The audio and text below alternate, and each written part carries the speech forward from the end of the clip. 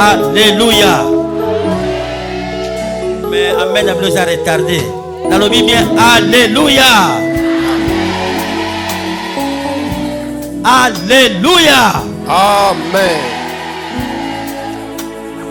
Il y a des personnes que vous devez nécessairement rencontrer. Tu ne peux pas accepter de terminer une année sans les rencontrer. Quelqu'un peut dire Amen. Quelqu'un peut dire Amen. Ce soir, Dieu a envoyé un prophète. Après avoir écouté les cris de son peuple, vous avez crié. Dieu a écouté vos cris. Entre le peuple et Dieu, il y a toujours un homme. Dieu lui-même ne vient pas, mais il envoie un homme. Est-ce que vous voulez voir cet homme-là? Est-ce que vous voulez avoir cet homme-là?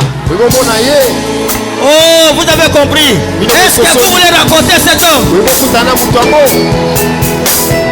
Est-ce que vous voulez rencontrer cet homme? Alléluia. Ce soir, j'ai l'honneur de vous présenter le père spirituel de la communauté, le représentant légal. Il est mon père, il est aussi votre père. Alléluia. Bien-aimé dans le Seigneur, je ne sais pas ce qui va se passer, mais tout ce que je sais, ta vie ne sera plus la même. Aide-moi à accueillir cet homme de Dieu. Je parle du révérend Espérance Bakadi. Pendant qu'il s'avance sur la parole, Seigneur. Ce savoir devant nous rassure, la gloire qui couvre nos parcours, les soleils qui éclairent notre chemin et qui assurent nos lendemains. Pas à pas la main dans sa main, heureux voyage pèlerin, ensemble avec te racheter. Nous cheminons vers ta cité, le savoir devant nous rassure, la gloire qui couvre nos parcours, les soleils qui éclairent notre chemin et qui assure nos lendemains. Pas à pas la main dans ta main, heureux voyage pèlerin, ensemble avec te racheter. Nous cheminons vers ta cité, te savoir devant nous rassure, la gloire qui couvre nos parcours, les soleils qui éclairent notre chemin et qui assure nos lendemains. Pas à pas la main dans sa main, heureux voyage pèlerin, ensemble avec te racheter. Nous cheminons vers ta cité. Pour nous le bon berger,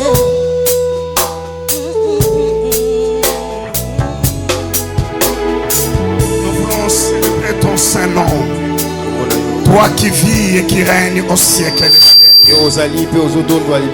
Au son de ta parole, le monde invisible et visible a répondu à l'existence. Nous apprécions ce que tu fais et ce que tu es pour nous. Merci pour les cieux ouverts enseigés. Et merci pour ta visitation. Alors que nous allons aborder les livres sacrés, ouvre notre intelligence, que nous puissions l'aborder avec piété. avec humilité, avec reconnaissance, et même avec crainte et tremblement, et que tu livres et tu nous parles ce soir, et que ta parole transforme nos vies, puisse nous transposer dans des plateformes plus élevées, et la promesse reste la même. Après tout ce que tu auras fait, nous te rendrons toute la gloire à toi et à toi seul. Au nom puissant et précieux de notre Seigneur Jésus-Christ, nous avons ainsi prié. Agrée nos acclamations et nos cris.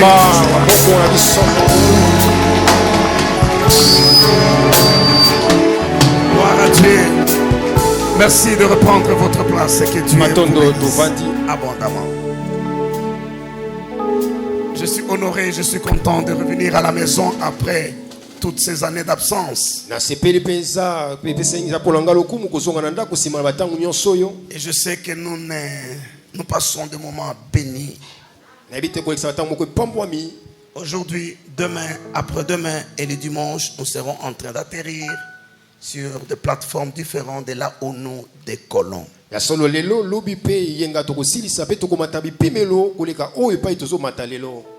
Je vous propose Hébreux 7, 1 à 4.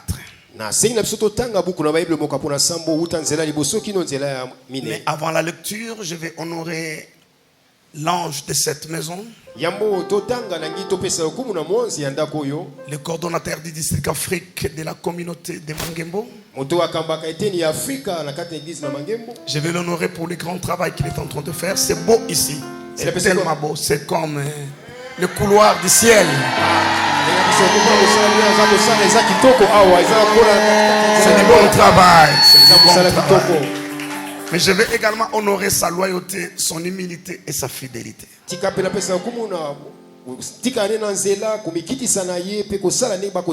Il est l'un de ces rares hommes dans cette génération qui savent comment honorer l'onction, comment honorer l'autorité, comment honorer la hiérarchie.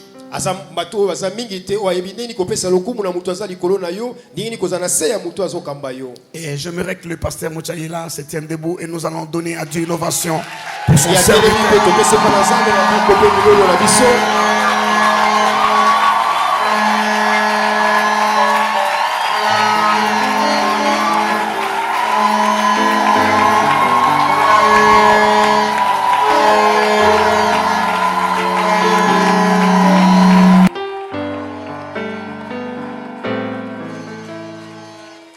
Un homme vraiment de bien, un homme de cœur. Un homme qui ne se bat jamais. Pour quoi que ce soit. Il ne se bat jamais. Et ça, c'est la preuve qu'il croit en Dieu. C'est extraordinaire d'avoir un pasteur comme lui. Nous sommes bénis. Merci beaucoup, révérend. Les autres hommes de Dieu sont dans la salle, mais ce n'est pas de ma responsabilité de les présenter, je crois. C'était déjà fait ou le pasteur Mouchaïla le fera. Je vois pasteur Samy, je vois mon fils pasteur Achille. Vous êtes le bienvenu au milieu de nous. Alors moi aussi, je suis venu avec une délégation. J'ai des frères qui me servent, qui sont tout le temps autour de moi. Je vois même des amis de faire pâturage. Mais à la tête de ma délégation, j'ai des anciens avec qui je me promène toujours. Quand je suis à Kinshasa, travaillant, ils sont toujours avec moi. C'est l'ancien lourd et l'ancienne Marité. Ils se tiennent debout. Nous allons les honorer. Gloire à Dieu. Merci beaucoup pour votre disponibilité. Merci. Je vous aime bien. Vous savez, c'est toujours bon de les répéter en public. Hébreux chapitre 7, je vais prendre du 1er au 4e verset. J'ai un lecteur attitré qui va m'aider, c'est très bon comme ça. Hébreux 7, 1 à 4. S'il vous plaît, nous sommes tous debout pour honorer la parole du Maître. En effet, ce Melchisédek, roi de Salem, sacrificateur du Dieu très haut, qui alla au-devant d'Abraham lorsqu'il revenait de la défaite des rois, qui le bénit, et à qui Abraham donna la dîme de tout, qui est d'abord roi de justice, d'après la signification de son nom, ensuite roi de Salem, c'est-à-dire roi de paix, qui est sans père, sans mère, sans généalogie, qui n'a ni commencement des jours, ni fin des vies, mais qui est rendu semblable au Fils de Dieu. Ce Melchisédek demeure sacrificateur à perpétuité. Considérez combien est grand celui auquel le patriarche Abraham donna la dîme du butin. Amen. Nous restons debout et nous prenons notre deuxième texte, Genèse 9, 20 à 27.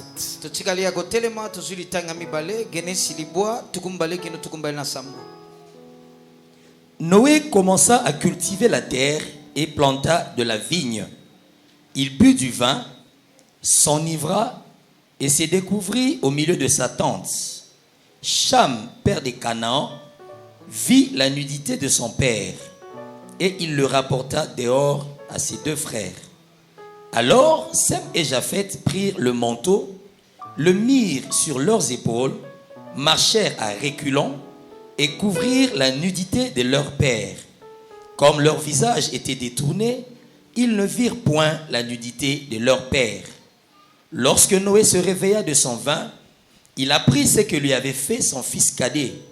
Et il dit, maudit soit Canaan, qu'il soit l'esclave des esclaves de ses frères. Il dit encore, béni soit l'Éternel, Dieu de Sem, et que Canaan soit leur esclave. Que Dieu entende les possessions de Japheth, qu'il habite dans les tentes de Sem, et que Canaan soit leur esclave. Amen. Nous pouvons reprendre nos places. Très souvent, lorsque Dieu nous exauce, nous sommes très peu parmi les enfants de Dieu qui réalisent que là, Dieu est en train de nous exaucer.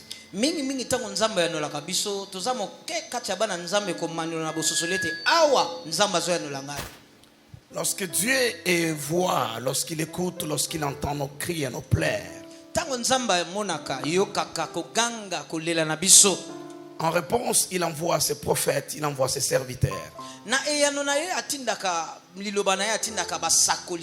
Mais ils viennent avec sa parole dans leur bouche, afin de l'annoncer, afin de la proclamer, pour que cette parole apporte la lumière là où il y avait des ténèbres.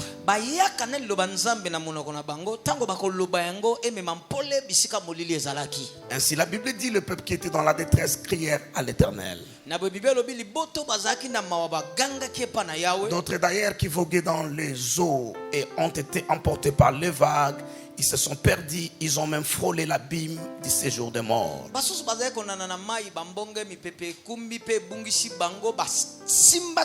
Et la Bible dit, dans leur détresse, ils crièrent à l'Éternel. Et l'Éternel envoya sa parole, et sa parole les guérit, sa parole les sauva, sa parole le restaura. Je vais m'efforcer pour ne pas beaucoup crier. Parce qu'aujourd'hui, demain, après-demain, je vais parler des choses extrêmement importantes. Et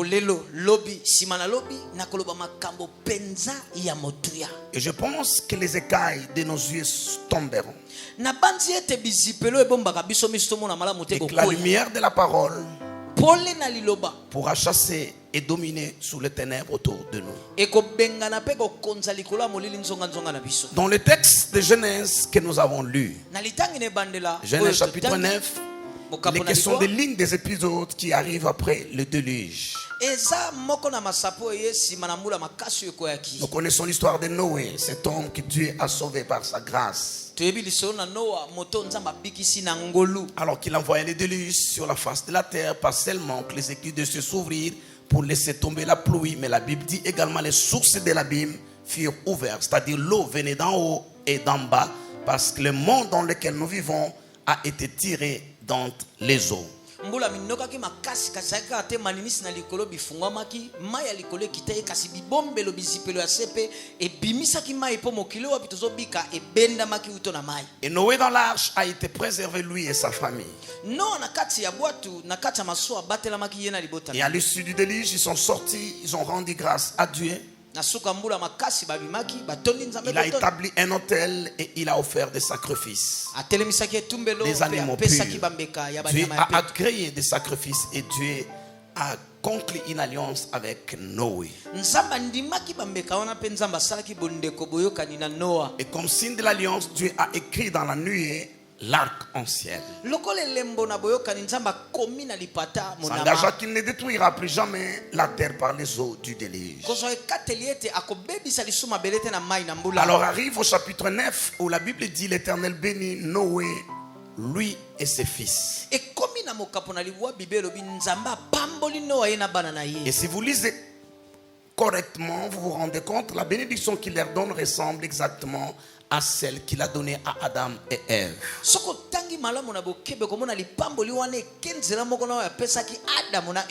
Les théologiens appellent ça la dispensation du gouvernement humain, après celle de l'innocence avant la chute de l'homme et celle de la conscience après sa chute. Ça c'est la troisième dispensation. Et la Bible dit Noé commença à cultiver la terre. Il planta la vigne. Et comme il existe une loi de semailles et de moissons, sa vigne a donné du fruit. Il a pressé le fruit de sa vigne, ça lui a donné du vin qu'il a bu et il s'est enivré.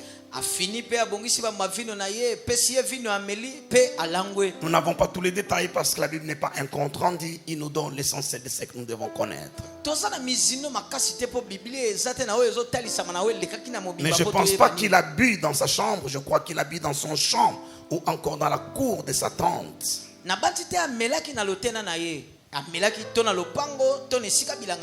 Mais il s'est efforcé quand même à arriver juste dans sa chambre.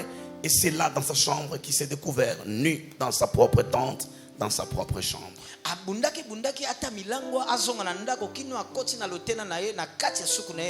Et l'un de ses fils, il en avait trois, Sem, Japhet et Cham. L'un d'entre eux qui s'appelle Cham est venu dans la tente de son père.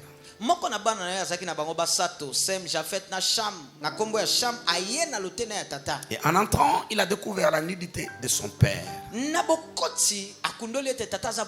Je répète que ce n'est pas dans la rue, ce n'est pas dans la cour de la parcelle, ce n'est pas dans le champ, mais c'est plutôt dans la chambre de son père.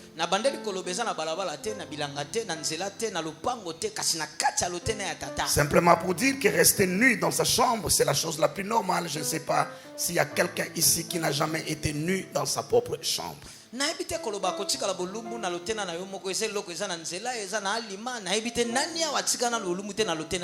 le problème, c'est pas Noé qui est nu dans sa chambre, mais c'est plutôt son fils qui vient dans la chambre de quelqu'un d'autre et qui les découvre nus. Et puis finalement, il en fait un problème.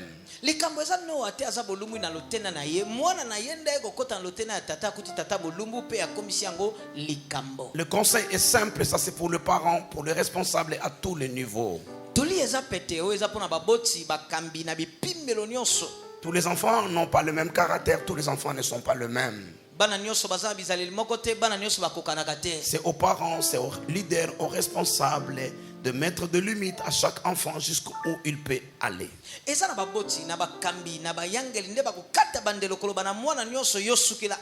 Je peux avoir ancien Marité, ancien Lourd, je peux avoir Frère Fabrice, je peux avoir Michel. Ils sont tous mes enfants, je les aime de la même manière, mais je ne traite pas avec chacun d'eux de la même manière. Ce n'est pas de l'injustice, c'est cette manière, c'est plutôt de la sagesse.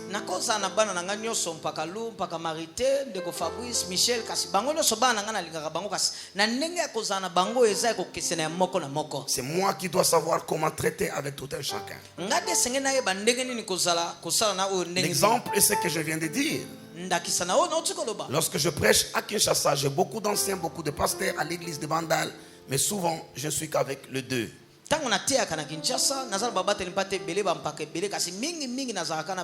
Il y a des enfants qui doivent rester juste au salon, d'autres juste dans la parcelle, mais il y a des enfants qu'on doit autoriser à entrer dans la chambre.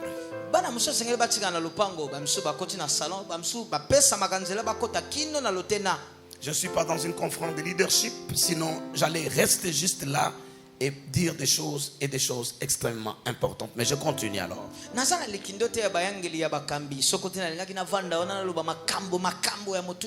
Alors il sort dehors, il se moque de la nudité de son père et il en parle à ses frères.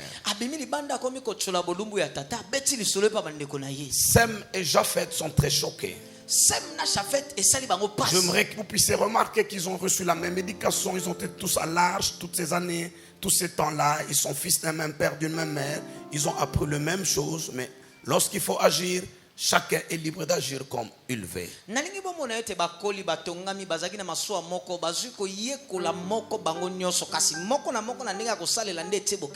Donc nous ne devons pas faire des choses parce que les autres les font. Nous pouvons tous être anciens, tous choristes ou membres. Je ne fais pas quelque chose parce que quelqu'un d'autre l'a fait. Finalement, Sem et Japhet ont pris un habit, ils ont marché en reculant et ils ont couvert la nudité de leur père qu'ils n'ont pas vu.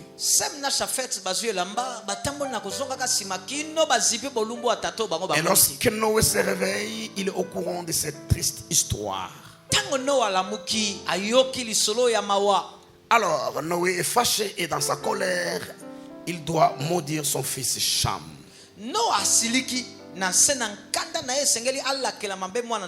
Curieusement, dans les textes que nous avons lus, en lieu et place de maudire Cham, Noé saute Cham et maudit Canaan, son petit-fils et fils de Cham.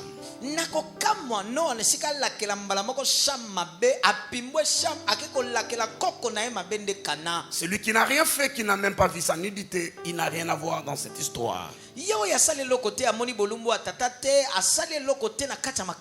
Mais celui qui écope la malédiction, et comme ça sort d'une bouche autorisée, et comme la malédiction a pour cause le mépris que son père a lui apporté sur son grand-père, cette malédiction s'attache à Canaan.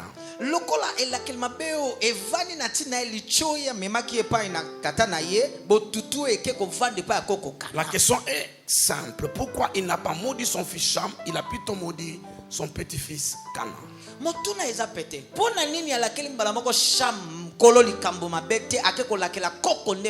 La réponse aussi est simple. Parce que dans Genèse 9, 1 à 2, mon lecteur va me lire Genèse 9, 1 à 2.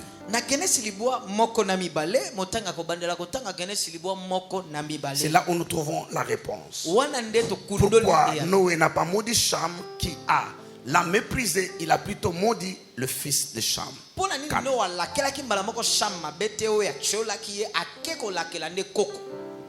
Dieu bénit Noé et ses fils et leur dit: soyez féconds, multipliez et remplissez la terre. On peut s'arrêter là. Pourquoi? C'est parce que Dieu avait déjà béni le fils de Noé. Noé est un homme spirituel. La bénédiction de Cham, il ne l'a pas reçue de son père comme Isaac l'a reçue d'Abraham, comme Jacob l'a reçue d'Isaac, ou Joseph, Ephraim et Manassé l'ont reçue de Jacob.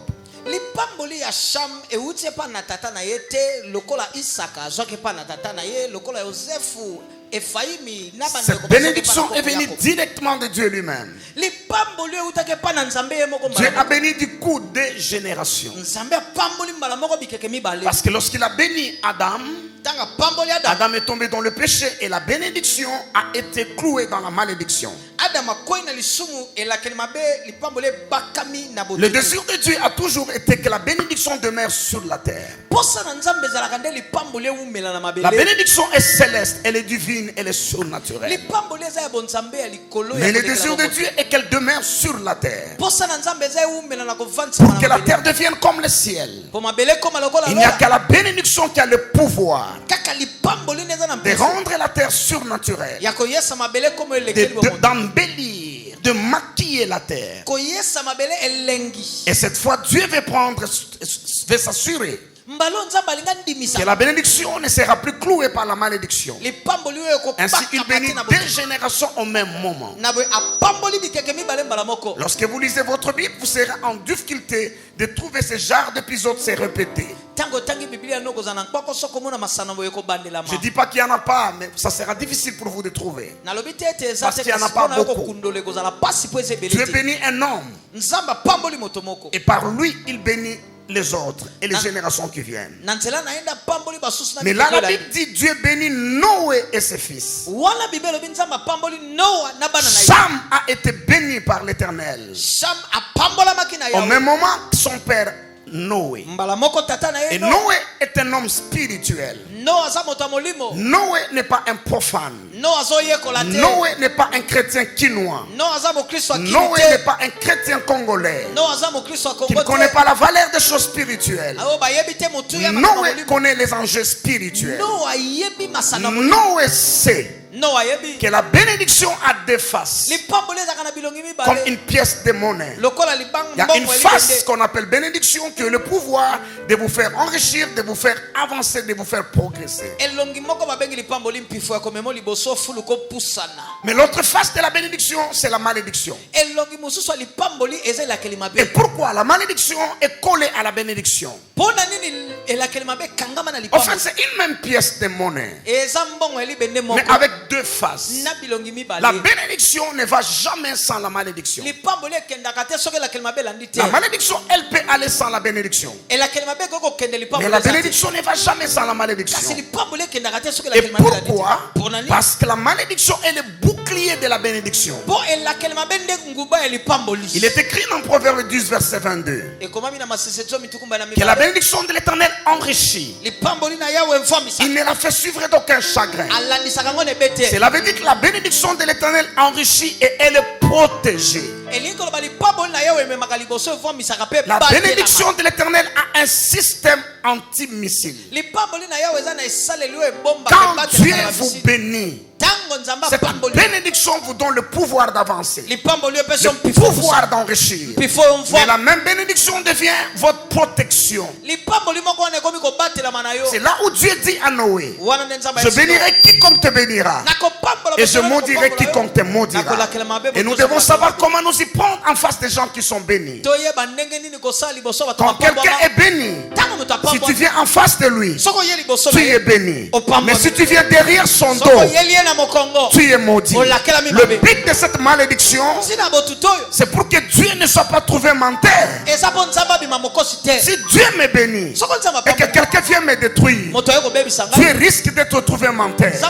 Quand Dieu me bénit, il dote ma bénédiction des capacités de me protéger contre quiconque voudra me nuire. Je lève ma main droite, je décrète et je déclare, parce que tu es fils d'Abraham, parce que tu es béni, que celui qui te bénira soit béni, que celui qui te maudira soit. Merci de vous asseoir. Je ne maudis personne. Je fais simplement une déclaration. Je dis à qui veut m'écouter: je n'ai jamais béni quelqu'un, je n'ai jamais maudit quelqu'un, et je pense que je n'ai même pas besoin de maudire quelqu'un, parce que la bénédiction qui est à moi a le pouvoir de se protéger. Et parce que Noé était un homme spirituel, Noé sait que Cham est béni par l'Éternel, et que dans la bénédiction de Cham, il y a la malédiction qui protège sa bénédiction. Dans la bénédiction de Cham, il y a la malédiction qui est le bouclier pour protéger cette bénédiction. Et Noé sait, il est mon fils biologique, il est mon fils spirituel. Mais si je le maudis, parce que l'Éternel l'a béni, sa malédiction ou le bouclier de sa bénédiction me nuira. C'est pourquoi il a évité de maudire son fils. Il saute Cham et il va maudire Canaan, qui lui n'était pas béni par l'Éternel. Si Canaan devait recevoir la bénédiction, il devait le recevoir de son père ou de son grand-père. Ainsi Canaan a été maudit. Je suis en train de dire quoi? À ton tort ou à raison, ne maudis pas celui que l'Éternel a béni. Je dis à tort ou à raison, on ne maudit pas celui que l'Éternel a béni. C'est comme ça que Can a écopé cette grande malédiction. Canaan plutôt a écopé cette grande malédiction en lieu et place de son père. Il a été ainsi maudit. De la même manière que la bénédiction est transgénérationnelle, la malédiction est également transgénérationnelle. Je disais l'autre soir à Bandalungwa, pendant les confinements, que les esprits ne meurent pas. Chaque malédiction a des esprits correspondants qui sont les exécuteurs de cette malédiction. Cana est mort, mais les esprits qui exécutaient sa malédiction ne sont pas morts. Ils se sont au contraire abattus sur ses fils, ses petits-fils, ses arrière-petits-fils.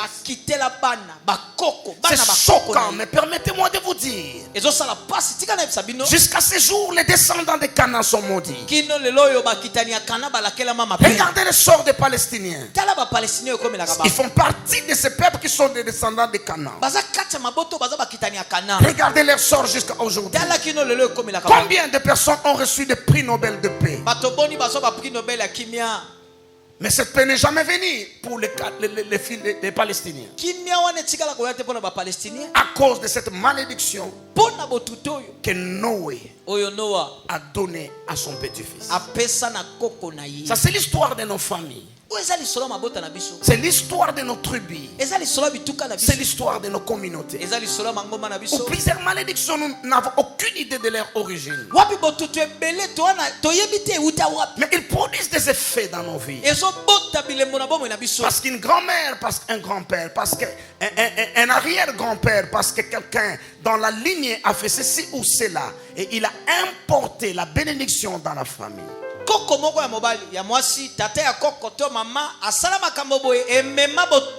Et les esprits porteurs de cette malédiction traversent une génération à une autre. Et même nous, les enfants de Dieu, nous en subissons les effets. Je vais y arriver. Lorsque, à l'époque de Nimrod, les gens se sont... Dieu a dispersé les gens sur la face de la terre. Et les gens ont erré, se sont organisés en groupe. Finalement, les descendants de Canaan se sont installés dans cette partie de la terre qu'on appelle les croissants fertiles.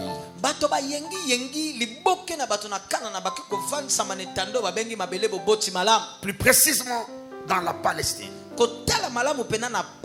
Et Canaan s'est multiplié à son tour. Et de lui, plusieurs peuples sont sortis.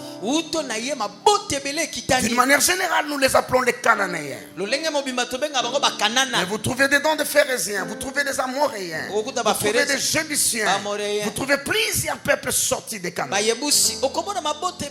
Tous ces peuples qui occupaient la terre promise. D'une manière générale, il est vrai qu'il y a quelques exceptions, mais d'une manière générale, y compris des Philistins, ils sont des descendants de Canaan. Mais la malédiction qu'ils ont prise, en fait, la malédiction est dans le sang. La malédiction peut être dans un lieu, mais la plupart des malédictions sont dans le sang. Donc si quelqu'un en a dans le sang, quelqu'un comprendra pourquoi nous avons été libérés, affranchis, rachetés aussi par le sang. La vie est dans l'âme. La vie est dans le sang est dans l'âme. Nous avons été rachetés par le sang parce que malédiction réside dans le sang. C'est le droit des sang qui vous donne de malédiction. Même si nous remontons au commencement avec nos premiers parents Adam et Ève, comment leur malédiction s'est perpétuée sur nous tous? C'est parce que le livre des Actes dit que tous nous sommes issus d'un seul sang. C'est au moyen du sang que la malédiction d'Adam et Ève s'est perpétuée sur toute ses descendants. Ça, c'est l'histoire des Cananéens. À part la malédiction globale, à part la déchéance de l'homme reçue de la chute de nos premiers parents, les Cananéens avaient une malédiction particulière, celle de Noé qui a pesé sur eux. Et le rôle de la malédiction, c'est de vous abrutir, c'est de vous assujettir, c'est de vous humilier, c'est de vous diminuer, parce que la malédiction est une capacité surnaturelle qui vous fait régresser, qui vous fait tordre le cou. Là où il y a la malédiction, les gens travaillent beaucoup et ont très peu de résultats. Et lorsqu'ils ont ces résultats-là, les démons qui sont chargés de la malédiction viennent souffler encore dessus. Ils viennent souffler encore au-dessus. La malédiction vous fait tourner en rond.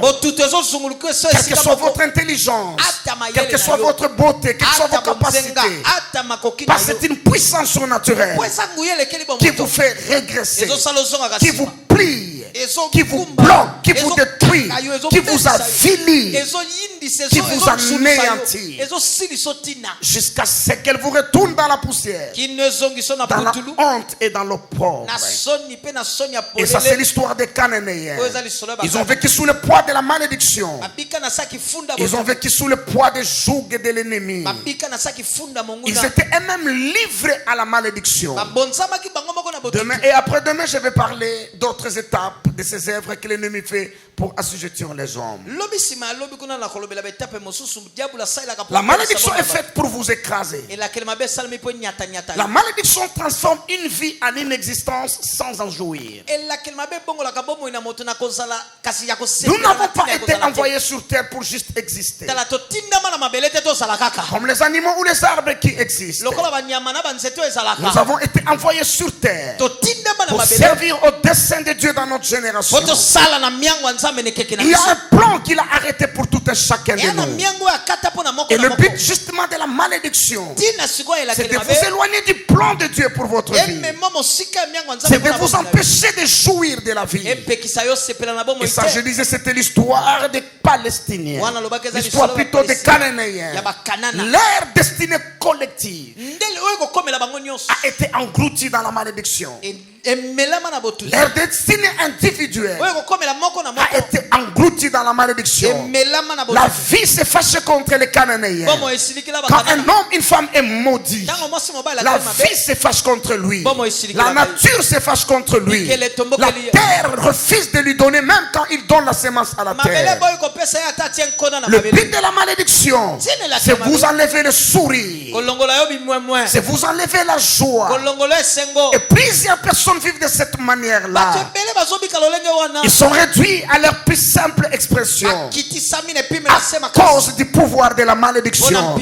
Je suis envoyé ce soir comme un prophète de Dieu afin de sortir quelqu'un de sa malédiction, afin de détruire le pouvoir de la malédiction. Je ne partirai pas de ces lieux jusqu'à ce que quelqu'un, le sourire revienne dans son visage, jusqu'à ce que cette maladie te quitte. Jésus a dit quelque chose de très important. Il a dit: le Fils de l'homme est apparu pour détruire les œuvres du diable. Et les malédictions font partie des œuvres du diable. Et ce soir, les œuvres du diable seront détruites. Ce soir, une nouvelle histoire commencera. Une épisode de gloire. Ça sera le partage de quelqu'un. Au son de ma voix, quelqu'un sortira des chaînes de la malédiction. Je suis venu dire à quelqu'un que vous n'êtes pas venu accompagner quelqu'un sur la terre. Vous avez une vie à vivre et à la vivre dans la plénitude. Je commencerai ce soir par vous sortir du sort commun de votre famille, du sort commun de votre communauté, du sort commun de votre nation. Et quand vous serez sortis, à votre tour, je vous donnerai le mandat. Je vais vous ordonner donner. Je vais vous oindre à votre tour pour aller libérer votre famille, aller libérer votre auditoire, aller libérer votre génération. Je vais vous oindre cette semaine pour que ce que vous aurez reçu, vous puissiez à votre tour le donner aux autres. C'est pour cela que le Fils de l'homme est apparu. C'est pour détruire les œuvres du diable. Vous pouvez vous asseoir, frères et sœurs.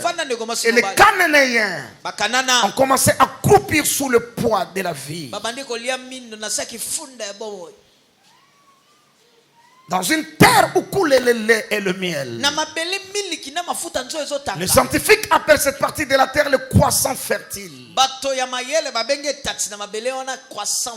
Mais la terre donnait des épines aux Cananéens à cause du poids de la malédiction. Et à force de soupirer, à force de crier et de pleurer la nuit, après s'être maquillé toute la journée, la nuit il pleurait.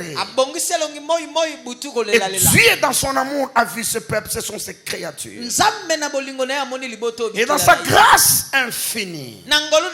Parce que lorsque nous parlons de la grâce, personne n'est exclu de la grâce de Dieu. C'est une faveur imméritée. Dieu dans son amour, je disais, et dans sa grâce infinie a porté un regard favorable sur le Cananéen pour les sortir de l'opprobre et de la misère. Mais comme l'a dit le révérend Moutaïla, comme je le répétais, lorsque Dieu a pitié d'un peuple, lorsque ses entrailles sont émises de compassion, il envoie un homme afin d'apporter le salut. Et je suis cet homme qui a été envoyé cette semaine pour faire cesser le pleur de ta famille. Dieu accomplira mes déclarations. Dieu m'a dit, va et déclare. Je serai derrière tes paroles. Dieu m'a dit, ne crains pas. Tout ce que tu diras sur ce peuple, je l'accomplirai. Et si je lève ma main droite, je décrète et je déclare.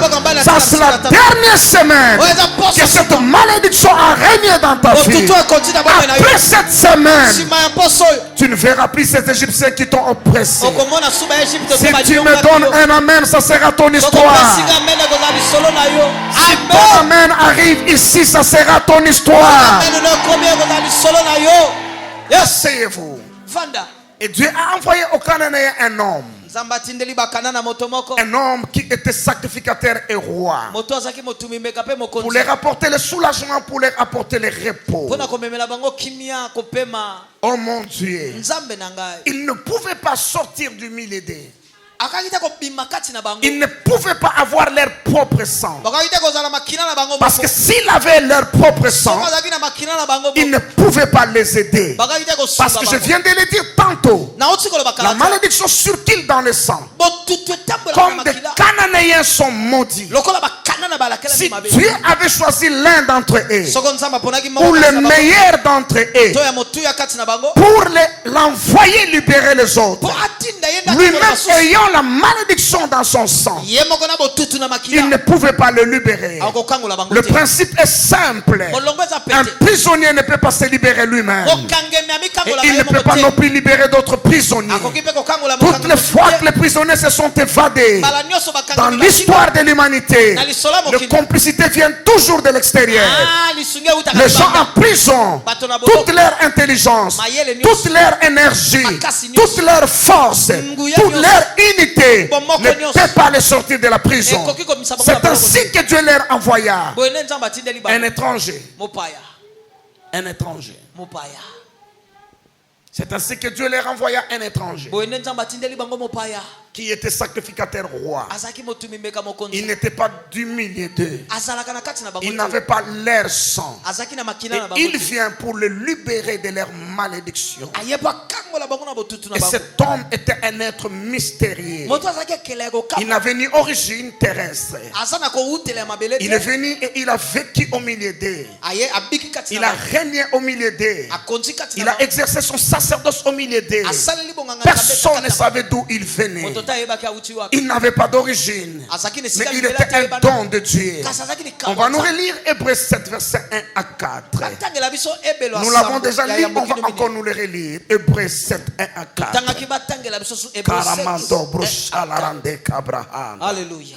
En effet, ce Melchisédek, roi de Salem, sacrificateur du Dieu Très-Haut, qui alla au-devant d'Abraham lorsqu'il revenait de la défaite des rois, qui le bénit, et à qui Abraham donna la dîme de tout, qui est d'abord roi de justice, d'après la signification de son nom, ensuite roi de Salem, c'est-à-dire roi de paix, qui est sans père, sans mère, sans généalogie, qui n'a ni commencement des jours, ni fin de vie. Il est question de cet homme qu'on appelle Melchisédek. Melchisédek, c'est un homme qui a bel et bien existé au milieu des hommes. Et il était roi dans la ville qu'on appelle Salem. Salem, c'est la capitale. Tu la laisses. Tu vas t'en occuper après lorsqu'elle est. Salem, c'est la capitale des Cananéens. Et comme je dis au début, les Cananéens ont donné naissance à plusieurs peuples. Et l'un de ces peuples, ce sont des Jébusiens. Et étaient des gardiens de l'autel. L'autel des Cananéens était à Salem. Rappelez-vous le jour où David allait en guerre pour prendre Jérusalem. Parce qu'en fait, Jérusalem et Jérusalem, c'est le même lieu. C'est simplement question de prononciation. Il y a des gens qui, dans leur langage, il y a toujours des R à la place de B et de M. C'est comme ça qu'ils appellent ça Jérusalem. Les autochtones ont appelé ça Jérusalem. Parce que c'est Jébus. Rappelez-vous des jours où David allait à Jérusalem pour conquérir et en faire sa cité. Qu'est-ce que les Jébusiens ont dit à David? Tu as conquis tous les pays. Mais ici, les aveugles et les boiteux, même les aveugles et les boiteux, cela veut dire si tu tuais tous nos militaires, si tu tuais tous les mâles dans cette ville, et qu'il ne restait que des aveugles et des boiteux, ils te résisteront. Tu ne prendras pas cette montagne, parce que c'est la forteresse de Jébusiens. C'est leur hôtel principal où ils ont fait leur sacrifice. C'est là qu'a vécu Melchisédek. Il était prêtre sous la montagne de Jérusalem. Il était roi à le même endroit où David, par révélation, il a voulu bâtir sa cité au même endroit où Melchisédek régnait comme roi. David est ces rares personnes de l'Ancien Testament qui a eu la révélation de Melchisédek. C'est lui qui a écrit les psaumes à propos de Melchisédek. C'est lui qui a dit: le Seigneur a dit à mon Seigneur, viens et assois-toi à ma droite jusqu'à ce que je fasse de tes ennemis ton marchepied. Et je jurerai, tu es sacrificateur pour toujours, selon l'ordre de Melchisédek. C'est David qui désire à tout prix. Saoul était roi en Israël. Il habitait à Gubéa parce qu'il ne connaissait pas les anges spirituels. Mais David dit: ma montagne sera la montagne de Melchisédek. Mon palais sera sur la montagne de Melchisédek. C'est là où je dresserai la tente de David. La tente que l'Église ne connaît pas. L'Église connaît le tabernacle de Moïse. L'Église connaît le temple de Salomon. L'Église connaît le temple d'Hérode. Mais l'Église ne connaît pas la tente de David. Alors que la prophétie a dit ceci. C'est Pierre qui répète la prophétie le jour de la Pentecôte. Pierre dit: il est écrit, je reviendrai et je relèverai de ces ruines, pas le tabernacle de Moïse, pas le temple de Salomon, mais je relèverai de ces ruines la tente de David. Parce que la tente de David était un type et une préfiguration de l'église de la Nouvelle Alliance. La tente de David, c'est quoi? Lorsque David est allé récupérer l'arche chez Abinadab, et qu'il a ramené à la cité de David. Cette cité de David, c'est ça le sanctuaire de Melchisedec. C'est là où il exerçait son sacerdoce. C'est là où il avait son trône comme roi des Jébusiens. Et lorsque David arrive dans sa cité, juste derrière sa maison, il a érigé une tente qui n'avait ni lieu saint, ni lieu très saint. Juste une tente comme ça. Et là, il a mis l'arche. Pour la première fois de l'histoire de l'Ancien Testament, il n'y avait pas de procédure pour arriver à l'arche. Aussitôt que tu entres, et ça c'est l'église, parce que le rideau a été déchiré. Je parle de la tente de David. Et la prophétie dit que Dieu relèvera la tente de David. Quoi de plus normal? David est un homme de sang. Il a répandu beaucoup de sang. C'est pourquoi Dieu a dit, toi tu ne bâtiras pas un temple. C'est pas que Dieu a refusé son offrande. Dieu lui a facilité la tâche. Si tu bâtis un temple pendant ton vivant et que tu mets l'arche dans les lieux très saints, lorsque les vengeurs des saints te suivront, tu auras du mal à arriver là où il y a l'arche. Or tu es un homme de sang. Chaque homme de sang a des vengeurs de sang derrière. Chaque fille qui a avorté dans sa jeunesse a des vengeurs de sang derrière. Chaque homme qui a été meurtrier a des vengeurs de sang derrière. Alors toi tu n'as pas besoin d'un tabernacle. Tu n'as pas besoin de construire un temple. Ça va te compliquer la tâche. Toi tu as besoin d'une tente. Si les vengeurs de sang arrivent, tu entres juste dans la tente. Juste dans la tente. Qui se souvient que les sacrificateurs ont demandé d'aller prendre l'arche pour accompagner David lorsqu'il fouillait Absalom son fils. David dit non, ne faites pas ça. Laissez l'arche à sa place. Et si le Seigneur se souvient de nous, il nous fera revenir. Ça c'est quelque chose. Ça c'est le pouvoir qui vient de ton autel. Il veut dire que j'ai offert des sacrifices devant cette arche. Moi je peux m'enfuir, mais mes sacrifices resteront pour rappeler au souvenir de Dieu. C'est là où le psaume dit que l'Éternel nous envoie le secours à partir de son sanctuaire. Parce que dans le sanctuaire il y a l'autel. Sur l'autel il y a nos sacrifices. Je lève ma main droite. Que le secours te vient à partir de ton autel. Alléluia. Que le secours te vient à partir de ton autel. Asseyez-vous, je parlais de quoi? Je parlais de Melchisedec. Tout en étant un être mystérieux, sans père, sans mère, sans généalogie. Mais il a vécu bel et bien au milieu des Cananéens. Il ne sait pas comment il est venu. Il ne sait pas comment un jour il s'est retrouvé les rois. Mais un roi sacrificateur. Parce que Dieu voulait soulager leur détresse. Dieu voulait leur délivrer de leur misère. Il leur a envoyé un sacrificateur. Le rôle du sacrificateur, c'est d'expier la source de votre malédiction. Le rôle du roi, c'est de pourvoir à vos besoins et de vous protéger. Mais cela n'aura aucun effet si la source de votre malédiction demeure. Il faut d'abord un sacrificateur qui, au moyen des sacrifices, il expie la source. Il paye le prix pour le péché qui ont amené la malédiction. Maintenant le roi peut s'élever pour combattre les effets de la malédiction. Quelqu'un comprend de quoi je parle ce soir? Et Dieu leur a envoyé ces rois pour leur délivrer et leur soulager. Mais j'ai une question importante à poser ce soir. C'est la question de savoir combien de Cananéens ont profité de ces dons, de cette grâce que Dieu leur a fait dans la personne de Melchisedec. Vous voyez, avant que Dieu dépossède ce peuple de leur terre, il a dit à Abraham, j'attendrai jusqu'à ce que leur coupe déborde. Je leur donnerai les opportunités de se repentir, de revenir à moi, de sortir de leur. Mais s'ils continuent à fouler aux pieds cette grâce, c'est alors que la coupe sera remplie et que la terre leur vomira.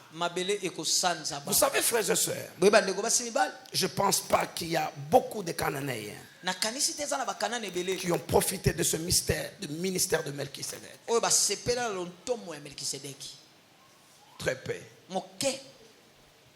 Parce qu'ils l'ont regardé avec un regard qui n'était pas du vin.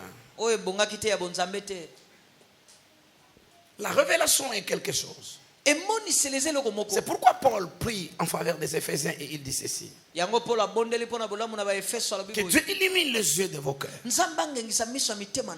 pour que vous sachiez. C'est-à-dire ce qui doit vous sauver est là. Mais si les yeux de vos cœurs ne sont pas illuminés, vous passez juste à côté de votre bénédiction. Ça, c'est l'histoire des Cananéens. Melchisedec a vécu des décennies au milieu d'eux. Sur la montagne de Salem, à Jérusalem ou à Jérusalem, comme sacrificateur et roi des Cananéens. Mais en les regardant, puis les Cananéens l'ont pris comme l'un de tous ces autres rois qui règnent au milieu des nations. C'est là le problème que nous avons. Par contre, suivez-moi. Il y a un fils de Sem à qui Dieu a demandé de partir de son pays, de sa patrie, c'est la Chaldée, c'est l'Irak. Et Dieu lui a promis la terre promise, occupée par des Cananéens. Et ce fils de Cham un jour est allé en guerre pour secourir son neveu, c'est Lot, je parle d'Abraham. Dieu lui a donné la victoire. Et sur son chemin retour, lisez-moi Genèse 14. Comme ça, le livre va nous parler. Oh, c'est plus beau quand le livre parle. Genèse 14, donnez-moi à partir du verset 17 jusqu'au verset 20. Nous serions 1000 fois meilleurs si à notre conversion, on nous avait expliqué ces choses. Mais ce n'est pas tard. Après ce soir, vous deviendrez 1000 fois meilleurs que ce que vous avez. Amen. Votre amen n'est pas arrivé. Je disais après ce soir, vous deviendrez 1000 fois meilleurs que ce que vous avez. Meilleur spirituellement, meilleur en santé, meilleur en prospérité, meilleur à tous égards. Que vous alliez à gauche ou à droite, le bonheur et la grâce vous accompagneront. Parce que la révélation est envoyée pour prendre quelqu'un sur ses ailes et l'amener à la montagne de l'Éternel. L'histoire de la vallée sera finie. Dieu te mettra sur une montagne et de cette montagne tu brilleras et les nations apporteront leurs trésors. Si tu dis Amen, c'est ta prophétie et ta bénédiction. Amen. Genèse 14, 17 à 20. Après qu'Abraham fut revenu vainqueur de Kedorlaomer et des rois qui étaient avec lui, le roi de Sodome sortit à sa rencontre dans la vallée de Chavé, qui est la vallée du roi. Melchisedec, roi de Salem, fit apporter du vin et du pain, et il était sacrificateur du Dieu très haut. Il bénit Abraham et dit: béni soit Abraham par le Dieu très haut, maître du ciel et de la terre. Béni soit le Dieu très haut qui a livré tes ennemis entre tes mains. Et Abraham lui donna la dîme de tout. Vous voyez mes amis, Abraham n'est pas un fils de Cham. Abraham est un fils de Sem. Il n'a pas été maudit, au contraire, Noé a béni Sem en disant que l'Éternel élargisse les tentes de Sem. Et que Canaan soit l'esclave des esclaves de Sem. Cela veut dire si Sem a un domestique et qu'il lui paye à la fin du mois, que le domestique de Sem aille engager Cham, le fils de Cham, comme son domestique à lui. C'est ce que ça voulait dire. Noé est fils de Sem. Non, Abraham est fils de Sem. Et il est béni. Il revient d'une conquête militaire. Et sur son chemin, il est juste de passage. Il n'habite pas dans la terre dans cette partie-là de Canaan. Il n'habite pas autour de Jérusalem ou de Jérusalem. Et sur sa route juste de passage, il voit un être sortir au devant de lui avec le pain et le vin. C'est Melchisédek. Il n'a pas été envoyé pour Abraham. Il a été envoyé pour des Cananéens. Mais combien d'entre eux ont joui de son ministère? Mais un passant,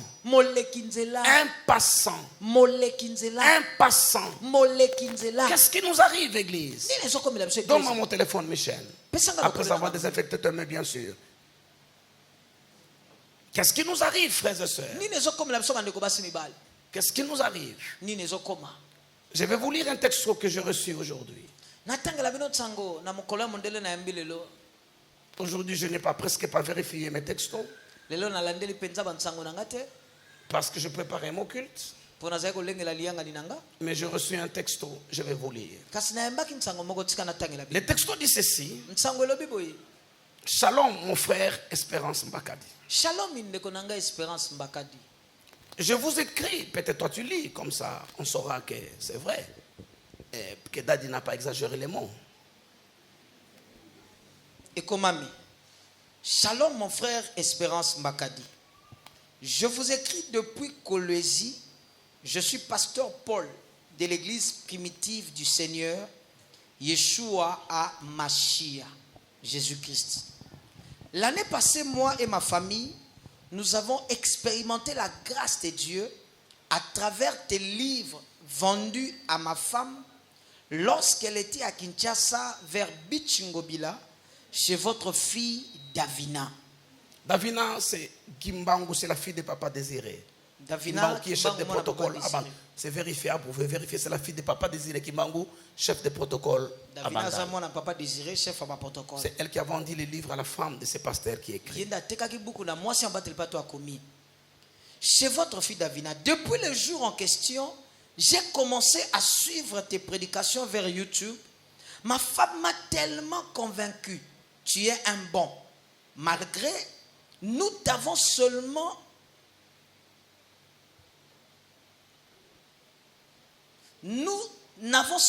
que 3 livres que nous gardons comme des trésors.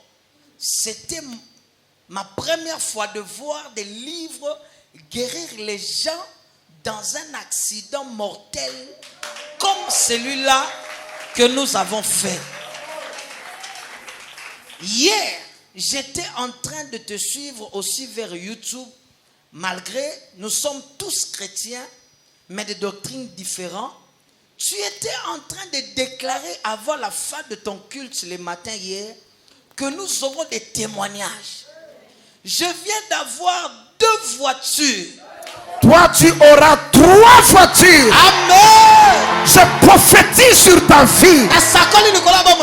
Comme Melchisédek n'a pas été envoyé à Abraham, Melchisédek a été envoyé aux Cananéens, aux Jébusiens. Mais Abraham, un passant, a reçu de bénédictions. Toi, tu es fils de la maison. Reçois 4 voitures. Reçois une parcelle. Reçois ton mariage. Reçois ta guérison. Au nom de Jésus-Christ. Amen. Continue. Je viens d'avoir 2 voitures.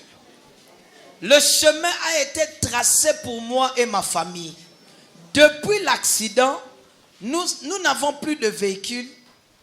Mais aujourd'hui, depuis 11h16, j'ai réussi 2 véhicules et une grande somme d'argent. Toi reçois une grande somme d'argent. Je prophétise ce soir. Je donne à l'argent de venir du nord et du sud, de l'est et de l'ouest. Vers tes mains, reçois. Yes. Alléluia. C'est tout.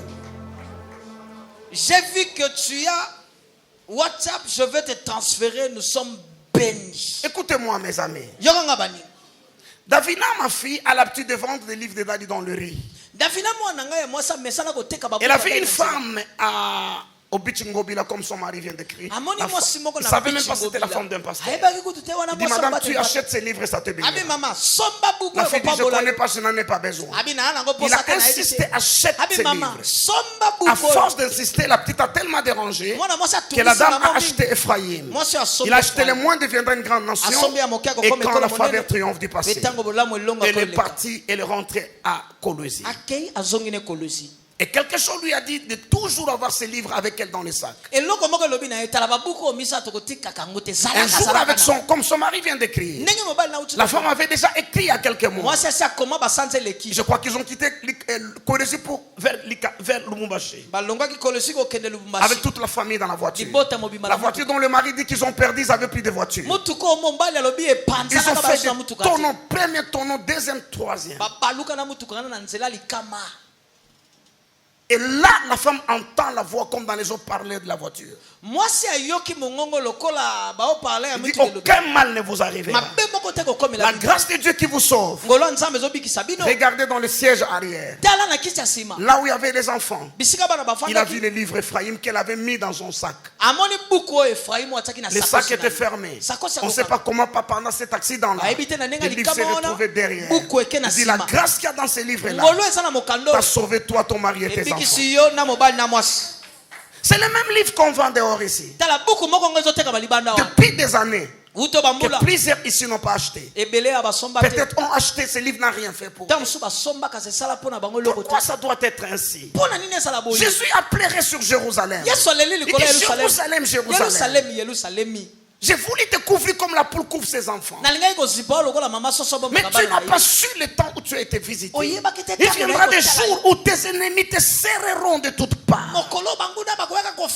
Te presseront et te détruiront, toi et tes enfants au milieu de toi. Pourquoi dit Jésus? Parce que tu n'as pas su les jours où tu as été visité. Pourquoi c'est toujours comme ça? Des gens à qui la grâce est donnée, les gens à qui les faveurs sont faites, pourquoi ils n'en jouissent pas? C'est ce qui se passe souvent. J'étais au Canada le mois passé. Le mois d'août, je crois, après le confinement. Daddy Dominique m'a appelé, Pasteur Domingo il m'a appelé. Il m'a dit, quelqu'un lui a envoyé un texto, je vais te transférer les textos. Je crois que quelqu'un qui le connaît ou connaît les membres de son église. Son enfant était, son mari était très malade, je crois. Mari ou oncle, quelque chose comme ça. Très malade en France. Il était dans le respirateur avec l'histoire de Covid à la phase finale. Alors cette femme l'a prié chez elle à la maison. Dieu lui dit, ouvre ton armoire. Il dit, prends ces livres-là. C'était les livres d'Ephraim. Je crois que les membres de la reste, quelque chose comme ça. Dieu dit, prends ces livres. Va avec à l'hôpital. Il y a une grâce dans ces livres qui sortira ton mari ou ton oncle des soins intensifs. Elle a amené le livre. Et dans les soins intensifs, il n'y a que des vitres. Vous voyez des vitres, des gens sont dans leur lit. Vous ne pouvez pas accéder. On vous donne seulement la grâce de venir voir là aux heures de visite. Si c'est autorisé d'ailleurs. Il est venu avec son livre. Comme cet autre frère qui témoignait à Bandal. Il est allé faire une interview. Tu as suivi les témoignages, tu connais, non? Oui. Marie, tu as suivi, ancienne? Cette fille garçon qui est allé faire l'interview à l'ambassade des États-Unis. Le consul lui a dit, il ne lui donne pas le visa. Et il est en train de discuter. Et finalement, il sort les livres Ephraim. Il commence à montrer au consul comme ça. Le consul regarde les livres. C'est comme si quelque chose se passe. Il est comme distrait. Après, il dit, ok, je te donne le visa. Parce qu'il y a une grâce dans les livres. Alors, cette femme là-bas a fait ça en France. Il va dans le miroir là. La personne est sous soins intensifs. Il est dans le coma, il ne regarde pas. Il met ses mains les livres. Il dit, oh Dieu de toute grâce, j'obéis à ce que tu m'as dit de faire. Un miracle s'est arrivé. Quelqu'un qui était couché là, il a toussé. Il s'est tourné le visage. Il a tourné le visage. Là où il y avait le livre Ephraim, il a commencé à tousser et à tirer tous ces sondes, à les sortir lui-même. Les alarmes ont sonné. Les infirmiers sont venus, ils ont trouvé un malade. Ils pensaient qu'il était fou parce qu'il était dans le coma depuis des semaines. Il ne mangeait pas, il ne parlait pas. Les infirmiers se sont approchés. Il a dit, enlevez. Et on a enlevé toutes ces machines-là. Restaure t'aurait complètement guéri. Cette grâce est venue dans cette maison ce soir. Aujourd'hui, demain et après-demain, quelle que soit la dureté de ton cas, quelle que soit l'adversité de ton cas, va me chercher ta famille. La grâce de Dieu touchera. Amen. Un miracle t'arrivera. Les gens qui ne voyaient pas ta beauté verra ta beauté. Les gens qui t'avaient oublié, à partir de ce soir, allez,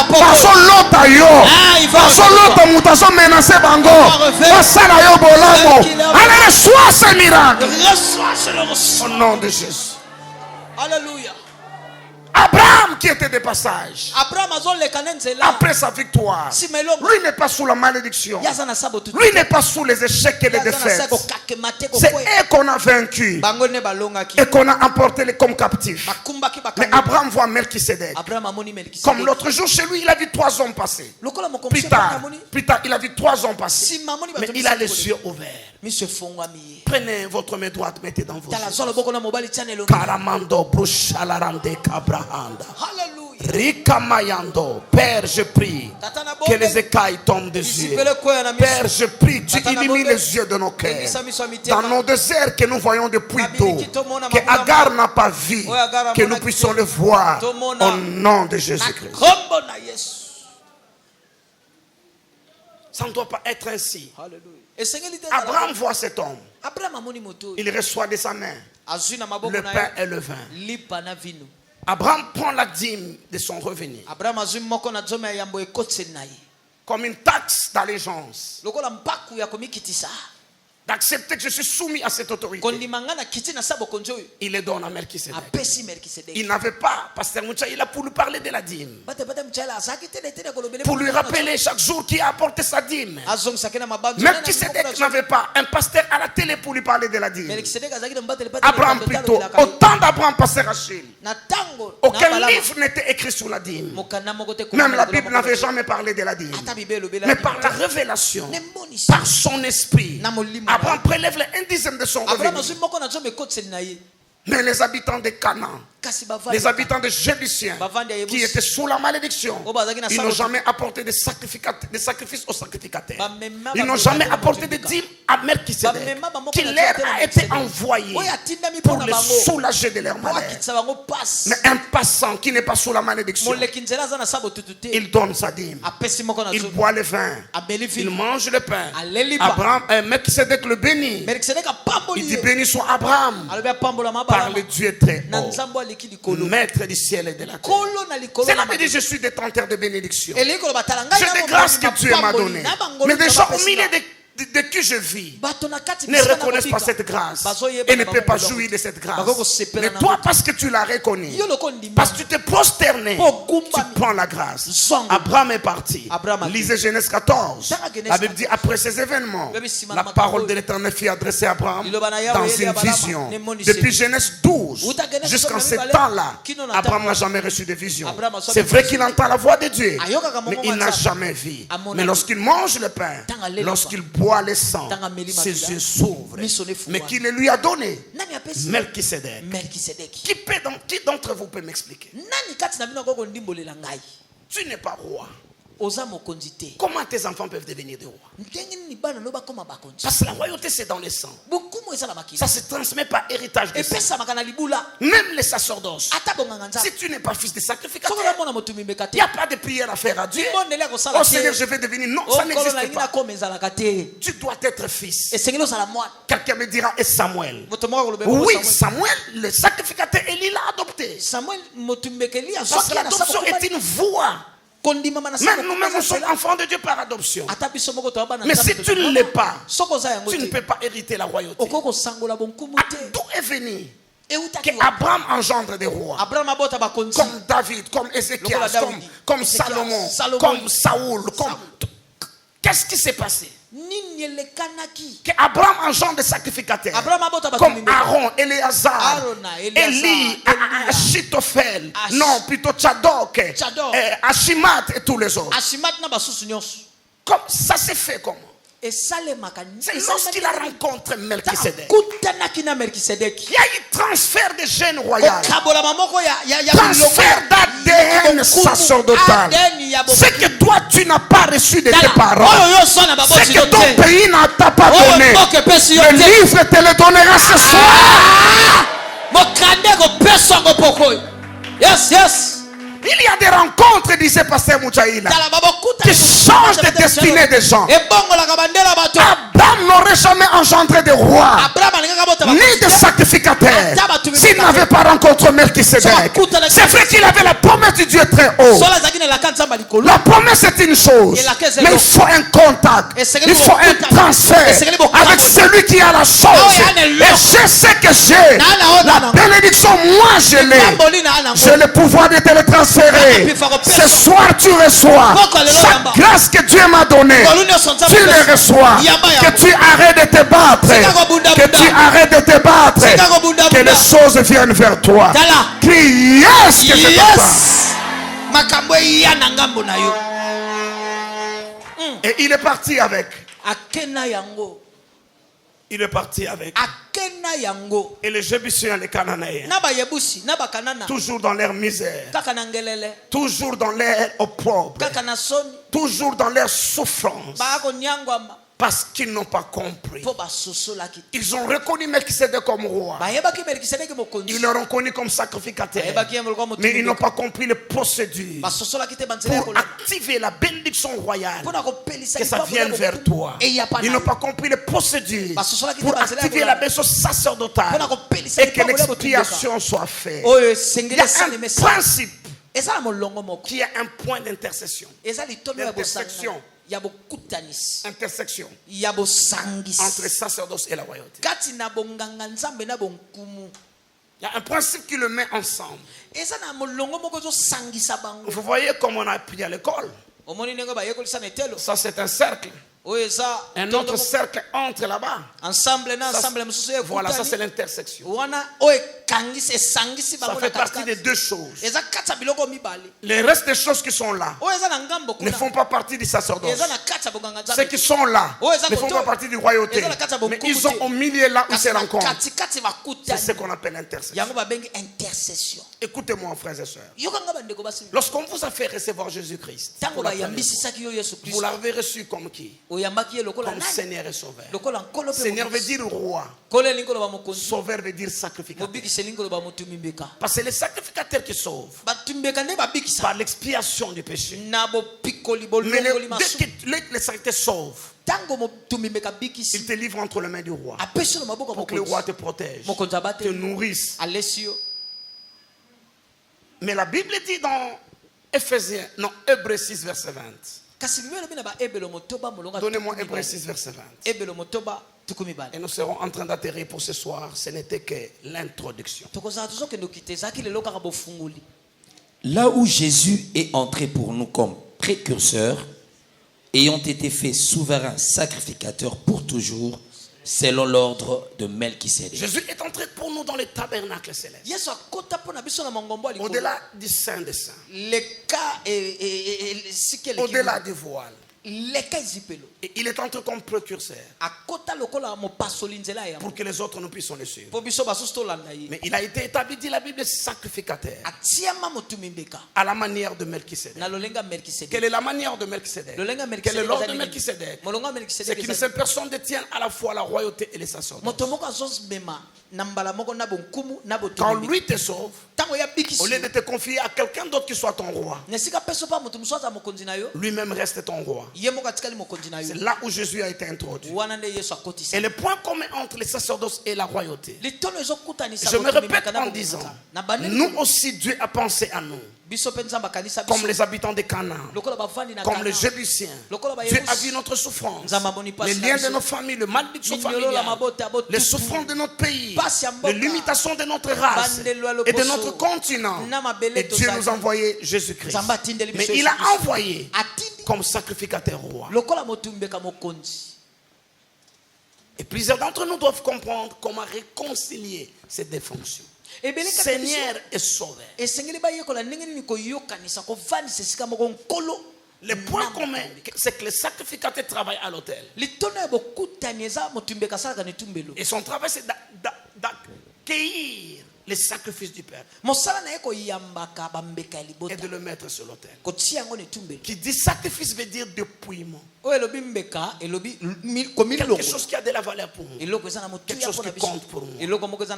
Quand je me libère de la chose, mon cœur saigne plein. Et les sacrificateurs le prennent. Il le met sur l'autel. Il le consume. Et la fumée monte vers lui.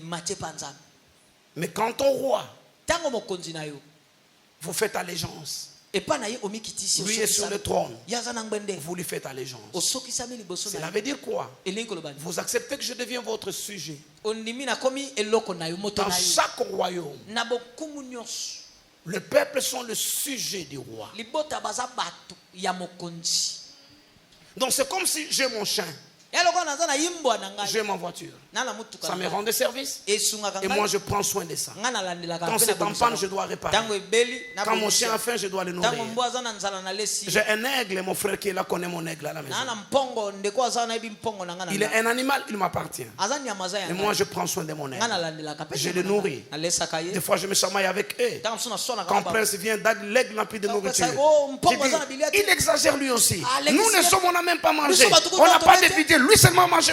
Mais même si je crie, je finirai par le nourrir.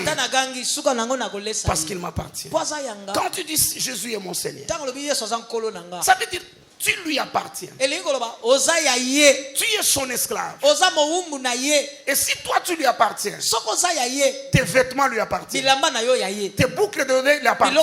Ton salaire lui appartient. Tout ce qui est à toi t'appartient. Et si tout cela l'appartient, maintenant ta maladie aussi l'appartiendra. Ta malédiction aussi l'appartiendra. Quelqu'un ne comprend pas de votre part. Bon, pasteur Rachid, maintenant je peux dépiécer, expliquer bien. Je peux maintenant décortiquer. Cela veut dire ceci.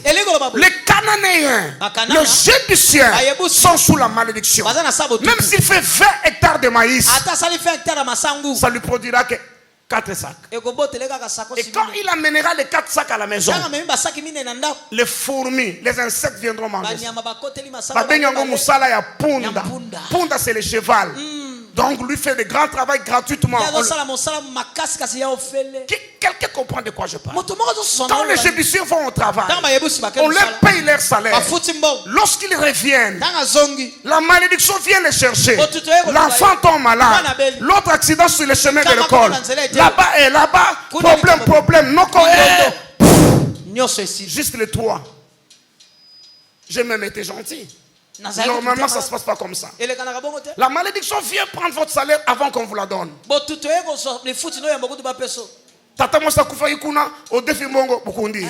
Malade côté, au défi Mongo Sali. Et quand on te paie à la fin du mois, et puis si on a Kanda, on s'en est logo Kutote. Nyon se séquille. Ça c'est la malédiction. Maintenant, Melchisedec dit aux Jébusiens, regardez, Dieu a eu pitié de vous. Tout ce que vous gagnez, Abraham lui peut donner la dîme parce qu'il n'est pas sous la malédiction. Mais vous là, tout ce qu'on vous paye, venez me donner. Vous donnez au sacrificateur, vous n'avez plus rien. Suivez-moi bien, vous n'avez plus rien. Vous retournez chez vous. La malédiction vient comme chaque mois, il vient chercher. Il arrive, tu n'as rien. Et parce que tu n'as rien, il ne peut rien prendre. Il rentre, il dit je viendrai le mois prochain.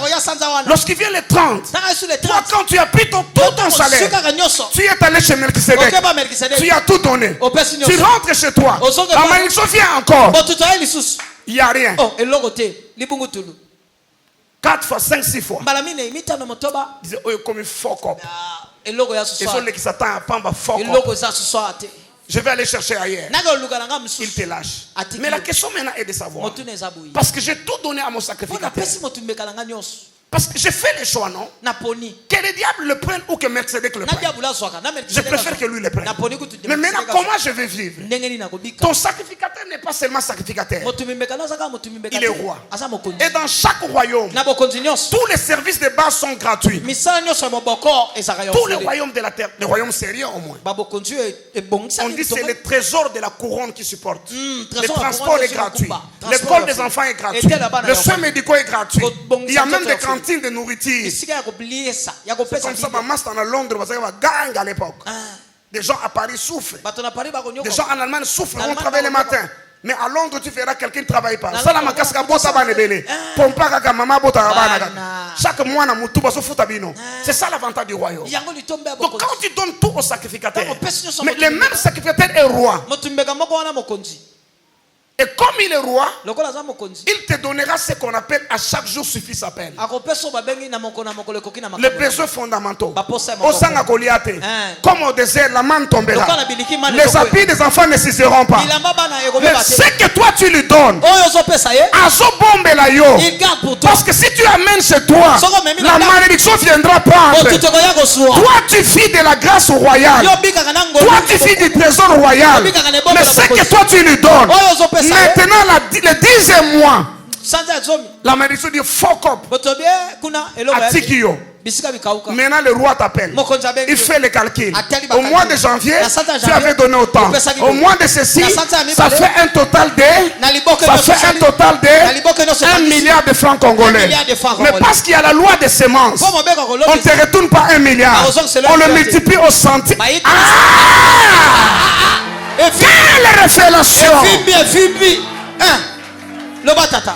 Ça se passe de cette manière-là. Ça, c'est le processus pour sauver les habitants de Jérusalem. C'est pour ça qu'on leur a envoyé Melchisedec. Nous, Jésus est Seigneur le jour qu'on l'a reçu. Après ça, il n'est plus Seigneur. Les sacrifices ne viennent plus. Si on m'avait dit au début de ma vie chrétienne que tout ce que j'ai, je dois les donner à Dieu. Tout ce que je reçois, pas seulement la dîme, je dois les donner. Parce que je suis ici de cette famille où il n'y a pas de titre de propriété. Personne n'a de documents. Pas seulement de l'opong, il y a la mutuka. Ça, c'est la malédiction. Si on m'avait dit ça, qu'est-ce que j'aurais raté en Seine-Marie? Parce qu'à l'époque, qu'est-ce que j'avais d'ailleurs? Je n'avais rien. Que les 1000 francs qu'on me donnait là, ça représentait quoi? Ça fait quoi dans ma vie? Mon pasteur Rachel, ça c'était à donner au sacrificateur. Comment moi j'ai étudié? C'est par le trésor de la couronne. Je ne sais pas comment j'ai étudié. Jusqu'aujourd'hui, je ne peux pas te dire. Ça, on appelle ça le trésor de la couronne. Donc Dieu dans sa grâce, il suscite celui-là pour le service. Les parents d'un ami te paient le minéval. Premier trimestre. Et puis deuxième trimestre, tu ne sais même pas, tu vas à l'école. On te dit, on doit foutre la kio. Ça c'est le fait du roi. C'est pour ça que Jésus est sacrificateur. Selon l'ordre de Melchisedec. Selon l'ordre de Melchisedec. J'ai aimé ce que l'évêque Mike Joktan a dit chez nous. C'est toi qui traduisais, non, tu as suivi. Il a dit, lorsque des choses sont compliquées pour moi, c'est alors que je donne tout à Dieu. Mais lorsque tout va bien, je ne donne que ma dîme et les offrandes selon mon amour. Mais quand les choses barrent, c'est là où je lui donne tout. Parce que je sais que si je les garde, il viendra le récupérer. Mais nous, qu'est-ce que nous faisons? Lorsqu'on parle des offrandes ici, il y a des gens qui t'attendent là-bas dans la rue, qui viendront te dire c'est toujours les offrandes. Chez vous, c'est toujours les demandes.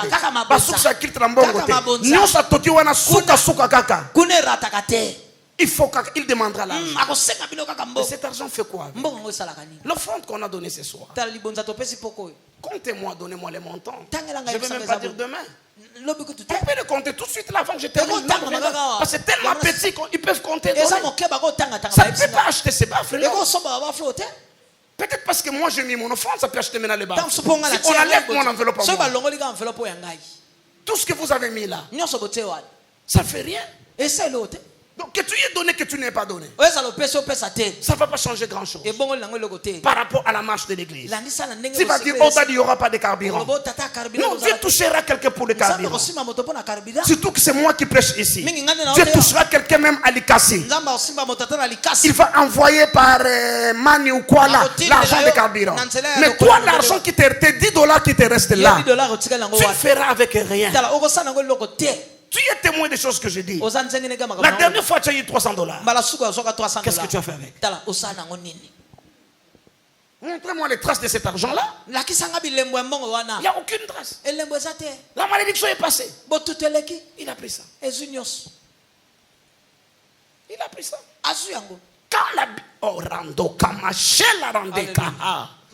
Quand la Bible dit que Christ s'est fait malédiction pour que nous soyons bénis.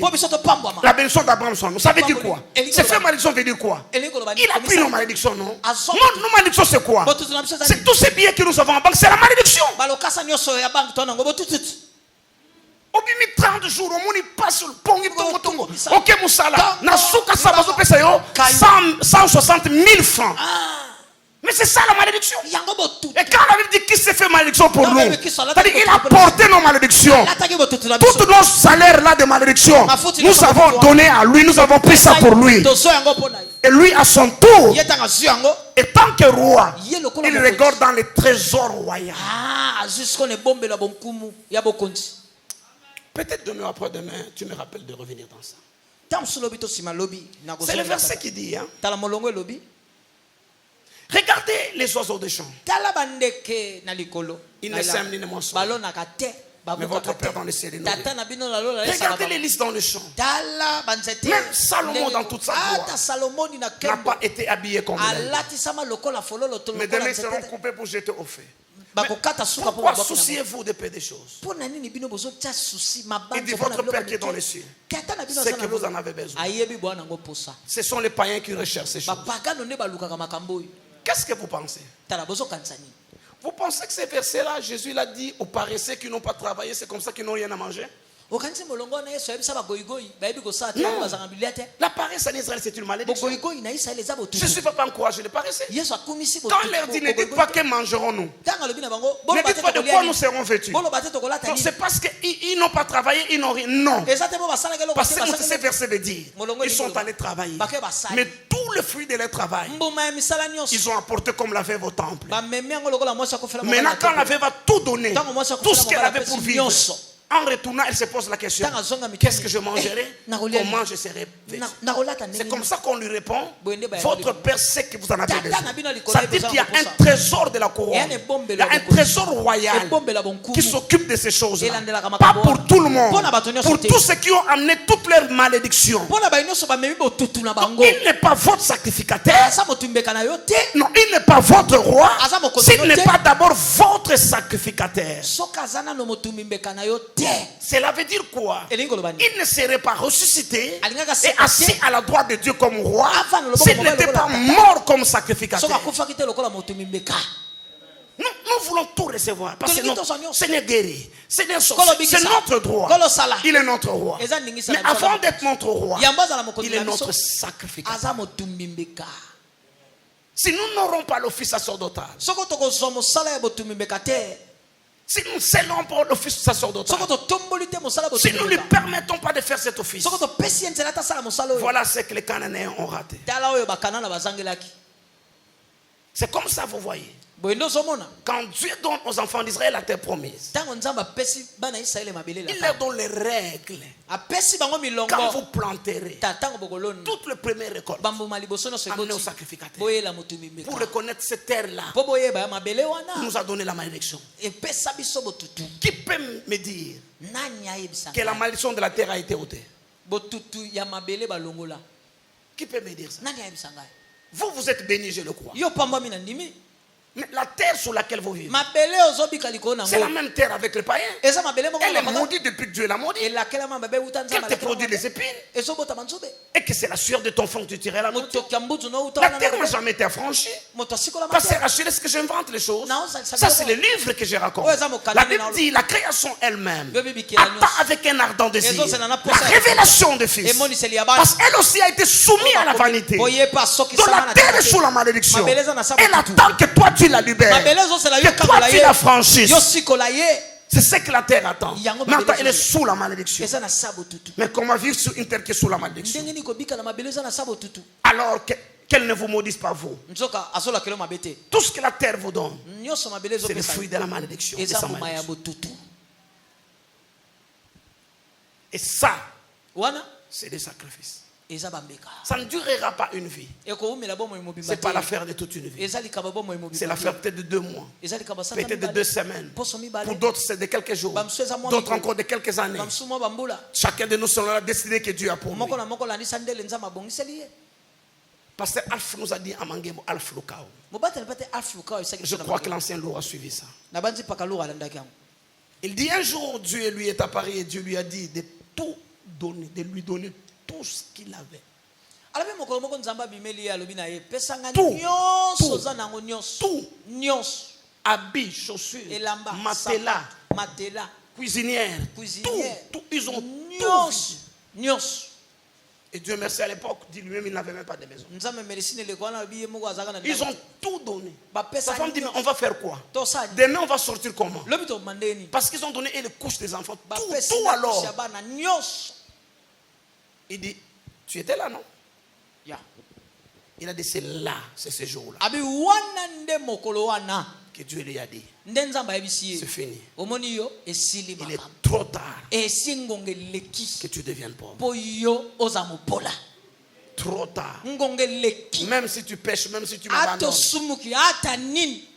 trop tard.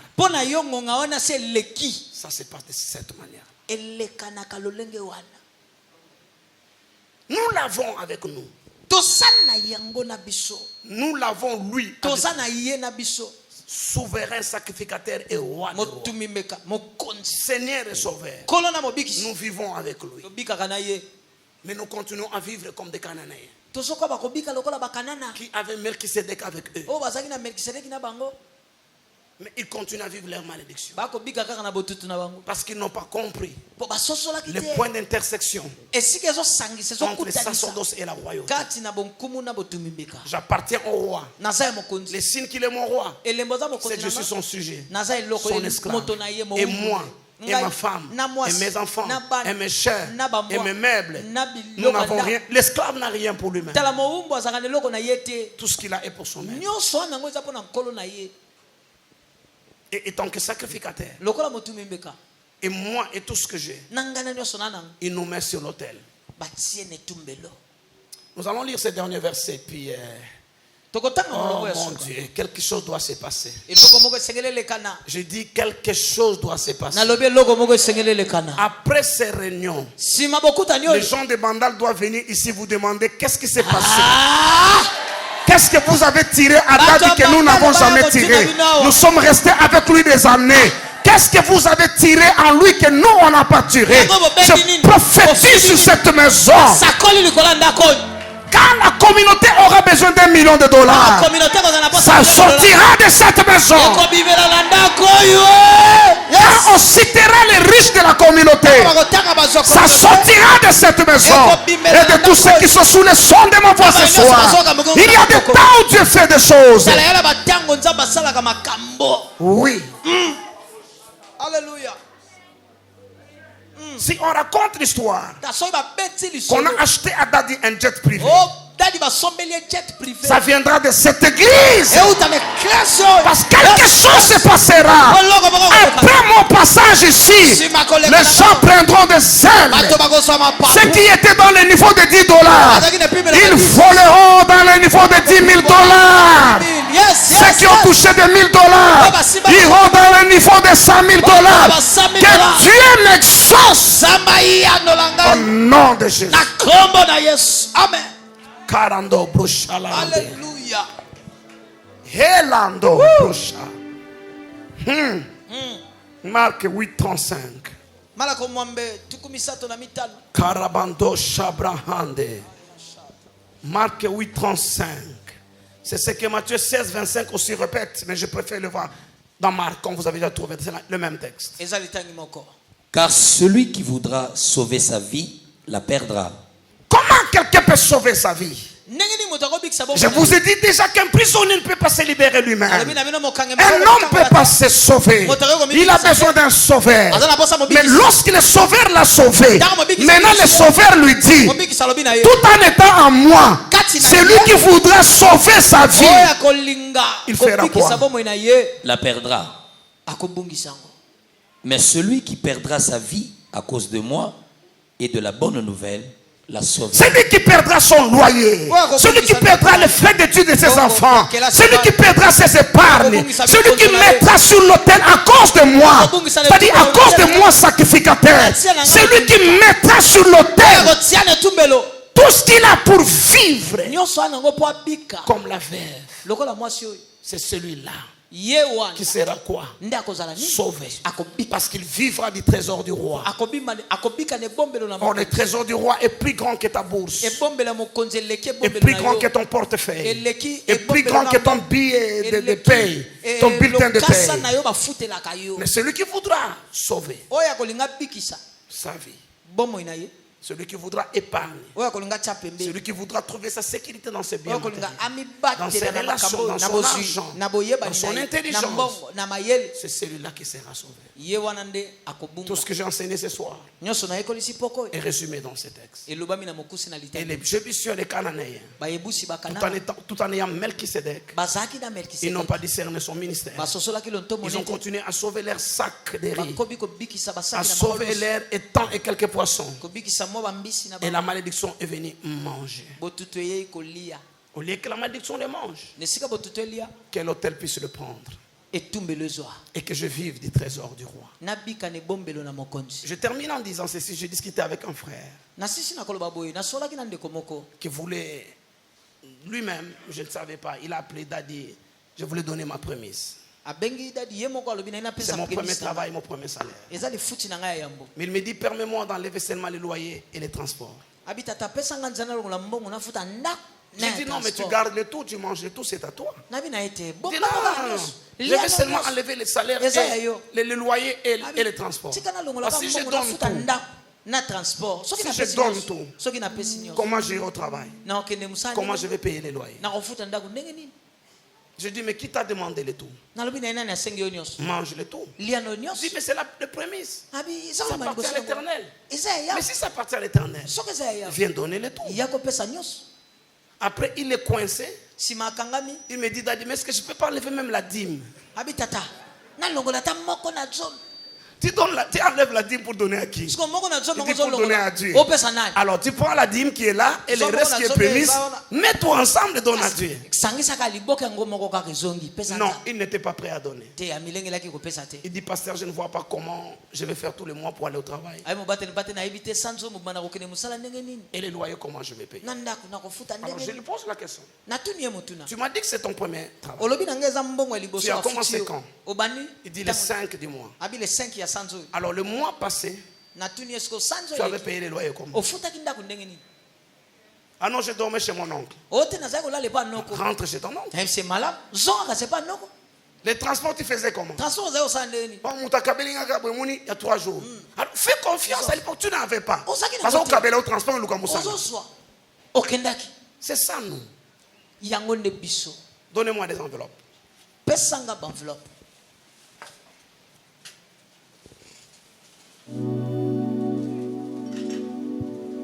Si on m'avait expliqué ces choses lorsque je me suis converti, c'est que ça voulait dire Seigneur et Sauveur, je serais très loin dans ma vie.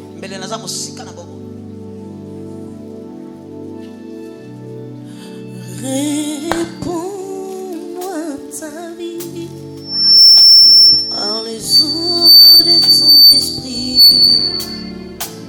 Crée-moi un cœur nouveau, je t'en prie. Tu t'appelles je suis pour me dire je sais, parce que rien ne peut troubler mon cœur en paix. S'il faut que je te Qui m'a écouté ce soir? Tous les yeux sont fermés. Tous les yeux sont fermés. Tous les yeux sont fermés. Tous les gens qui sont sous les sons de ma voix, écoutez-moi bien. S'il y a quelqu'un dedans, dehors, ou même à la permanence dans nos bureaux là-bas, dans la rue en train de passer, qui n'a jamais donné sa vie à Jésus-Christ, qui lève la main là où il est. Tu n'as jamais reçu Jésus comme Seigneur et Sauveur. Les ouvriers partout dehors, surveillez pour moi. Si quelqu'un lève la main, vous l'aidez à venir jusqu'à moi. Un ami vous a invité. Quelqu'un vous a donné une invitation. Peut-être que vous êtes membre de cette église, mais vous n'avez jamais donné votre vie à Jésus. Vous ne vous rappelez pas avoir invité Jésus dans votre cœur et dans votre vie. Levez votre main là où vous êtes. Et ceux qui ont levé leurs mains, qu'on les amène jusqu'ici devant. Aidez-moi les ouvriers qui sont dehors. Celui qui n'a jamais donné sa vie à Jésus. Tu conduis ta vie toi-même. Tu sais que tu n'es pas sauvé. Peut-être que tu vas à l'église. Peut-être que tu chantes à l'église. Parce que les parents t'ont amené, les amis t'ont amené.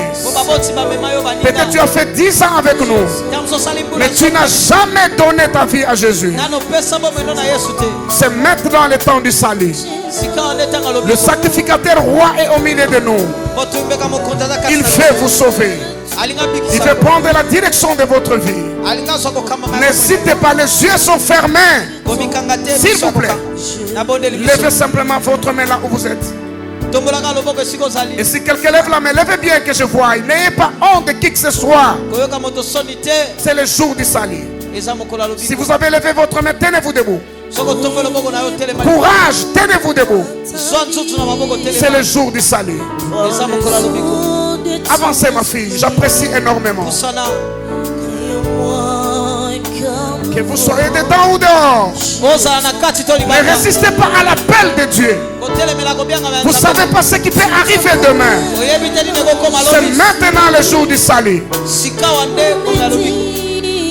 Je sais, parce que rien ne peut troubler mon cœur en paix.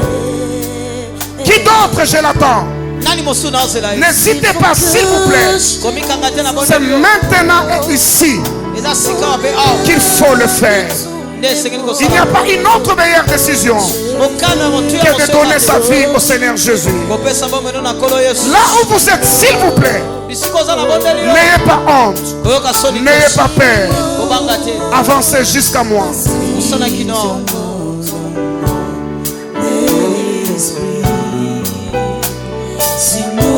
Merci beaucoup.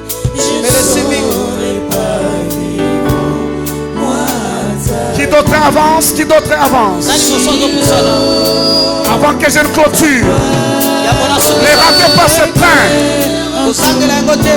Ne ratez pas ce train. Le train est en train de passer. Il y a le souverain, le sacrificateur roi, qui est là pour vous sauver et vous prendre en charge. Vous sortir de la malédiction. Vous sortir des blocages. S'il vous plaît, répondez à mon appel. Je ne saurais pas vivre, moi, ta vie. Si ta gloire éclaire tout mon âme, au nom de ton amour. Shiloh, Shiloh.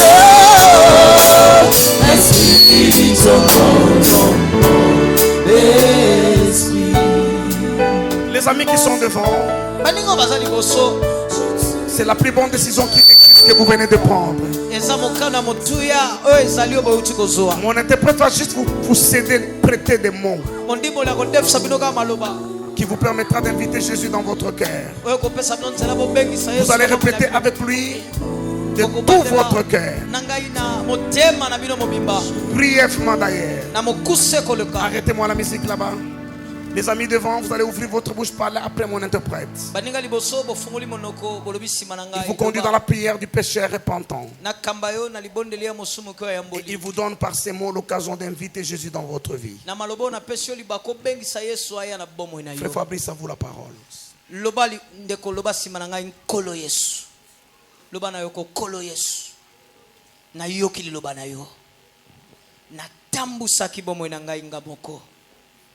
Lelo na sosoli na fongoli motema na ngai na lobi libisa mabe na ngai limbisa masumu na ngai na yambio lokola nkolo pe mobikisi na ngai banda lelo na pesi yo bomoi na ngai zwa yango pe kamba yango kinosuka na tatoli na mongongo makasi na bikisa milelo na kombo na Yesu Christ. Amen. Oh, mettons nos mains ensemble pour nos amis. Gloire à Dieu.